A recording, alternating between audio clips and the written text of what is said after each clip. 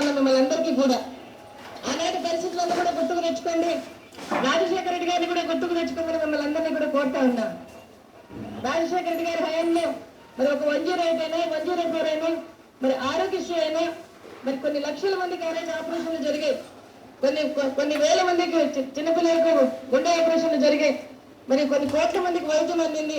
మరి fee reimbursement లో లక్షలాది మంది విద్యార్థులు మరి డాక్టర్లు ఇంజనీర్లు ఉన్నారన్నా ఇట్లాంటి సంక్షేమ పథకాలు ఎవరి హయాంలో కూడా లేవు.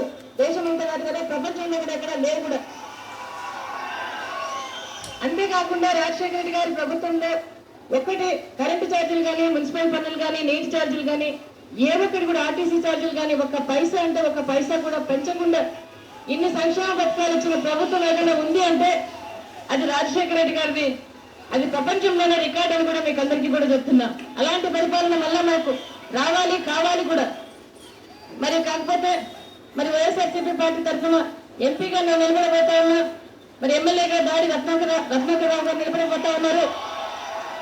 మీ అమూల్యమైన పవిత్రమైన ఓటు మరి ఫ్యాన్ గుర్తు మీద ఓటు వేసి అత్యధికంగా మెజార్టీతో గెలిపించారని పేరు అంటున్న మిమ్మల్ని అందరినీ కూడా కోరుతా ఉన్నా.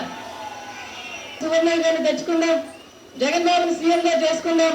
మొట్టమొదటి రోజు 5 సంతకాలు చేయబోతా ఉన్నాడు. మొదటి సంతకం వైఎస్ఆర్ అమ్మఒడి. అది మొదటి తరగతి నుంచి 10వ తరగతి వరకు 500 రూపాయలు ఒక్కొక్క బిడ్డకు, ఇంటర్మీడియట్ లో 700 రూపాయలు, డిగ్రీలో 1000 రూపాయలు.